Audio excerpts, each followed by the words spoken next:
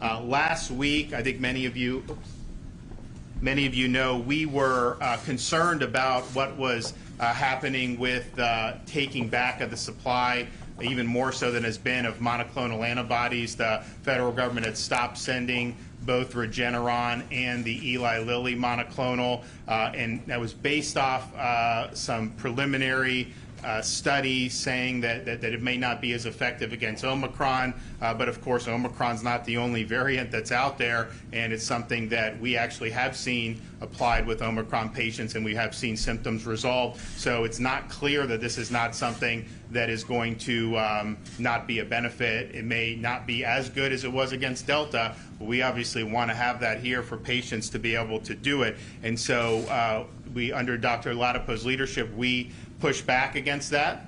We feel there's no need for it to just be sitting on the shelves. We asked them to stop preventing the distribution of these treatments. And fortunately, yesterday, HHS decided to reverse course, and they are going to be sending these treatments. I think that's the right thing to do. And we're past the point now where we're able to get it directly from any of these companies. The federal government has cornered the entire market. They basically took control of the supply in September. We had done a deal with GlaxoSmithKline on the sotrovimab, which a lot of people think is the most effective against Omicron, and that is no longer a possibility because the feds have an exclusive arrangement. So we have been able to see, though, enough data, both from South Africa, Europe, and now here in the United States, to know, fortunately, that Omicron is far less pathogenic than the Delta variant was. It's characterized more as mild and brief symptoms in the upper respiratory region, and an absence generally of pulmonary symptoms, which really was what made Delta so devastating. But we also know that Omicron spreads far, far more rapidly. I think if you look around the world, any place that has had Omicron in significant numbers, you don't really have a slope. You have like a straight line going up in terms of how quickly it spreads. And I think we've also seen with Omicron, the vaccinations are not preventing infection. Miami-Dade, for example, is one of the most vaccinated places in the country, if not the world, and they've had huge Omicron infections. And so that's just the reality in terms of that this thing is spread very, very rapidly.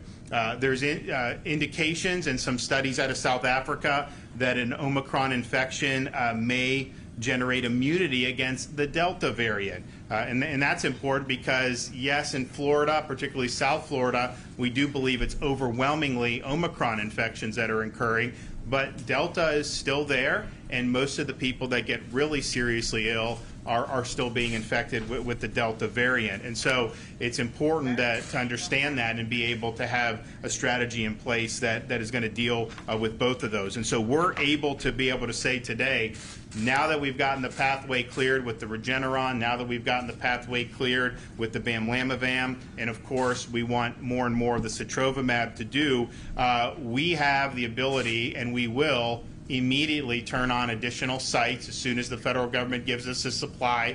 We will do an additional site here in Broward County. We'll do an additional site in Miami-Dade. We'll do an additional site in Palm Beach County. We'll do an additional site in Central Florida. And we also have the capacity to increase of the existing footprint, which we do have a good existing footprint.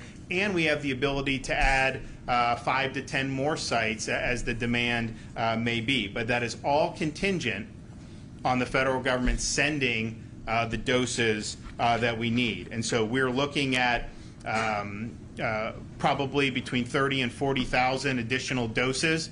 This will be used very easily. We've got the infrastructure in place. After we did our sites over the summer, once the demand declined, we were able to effectively mobilize them within each community. So there's some places where the hospitals take the lead, there's others where sites are run, and it's a variety, but people have had access on that. But we also knew that if there were increases in the future, we wanted to make sure that we had the capacity to be able to ramp up very quickly. And so those sites will be up the next day. They're ready.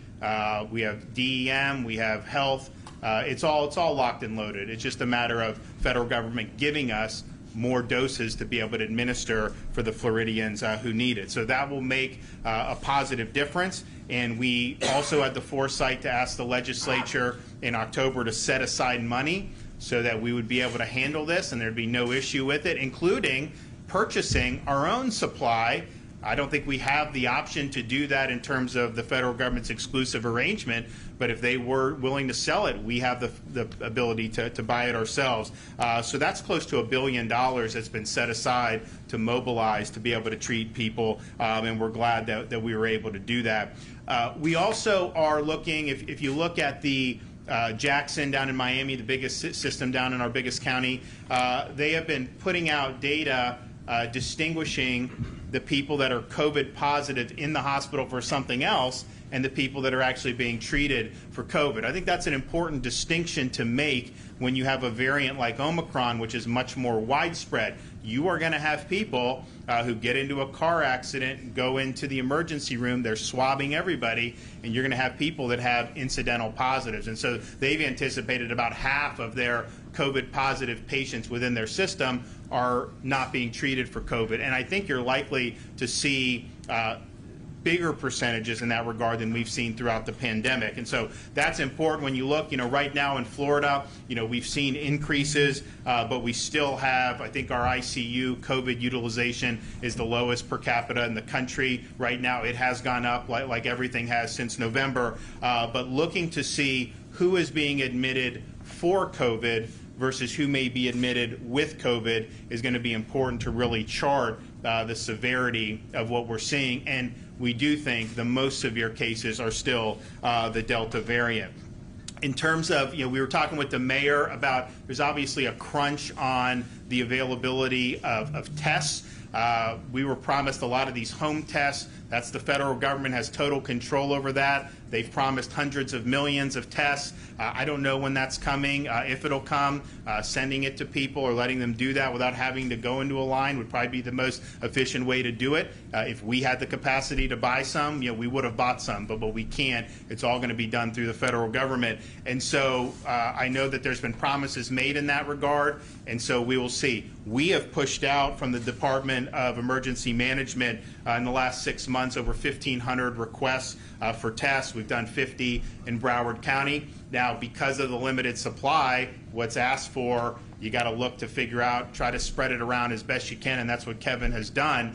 So there is a crunch on this, and that's just going to be the reality until we get the federal government to start sending more down. But in the meantime, Dr. Latipo is working on providing some testing guidance about who should be testing. I mean, you want to test in order to get a clinical outcome, and that has got to be readily available for anybody, particularly our vulnerable populations who are infected.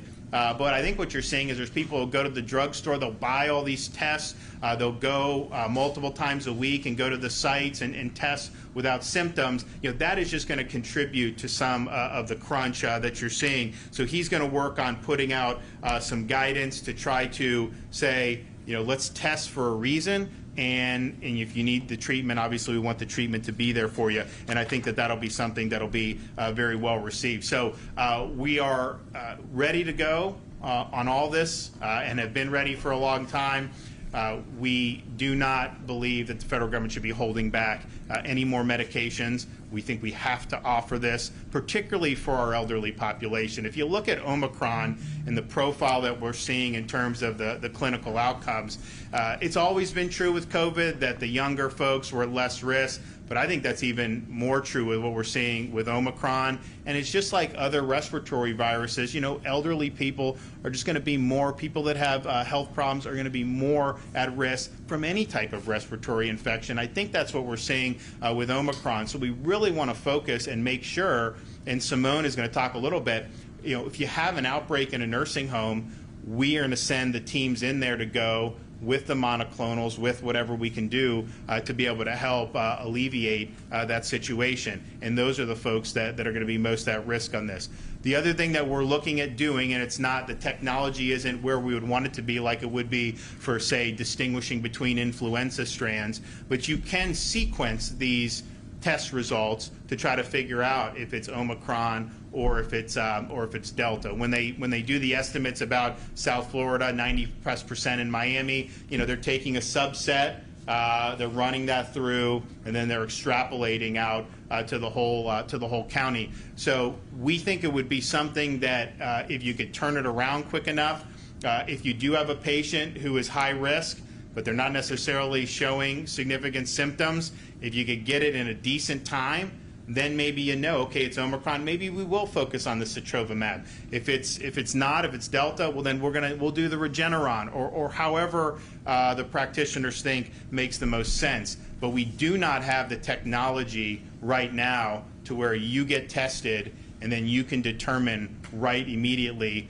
whether it is Delta or whether it is Omicron. We would need to sequence that. That takes a little more time, a little bit more manpower, but it's something I've asked Dr. Latipo to look at, bringing together with some of our treatment sites so that we can focus treatments the best way that we can. But we are ready to go. We're ready to receive, and we will put all of this to good use. You can bet your bottom dollar on that.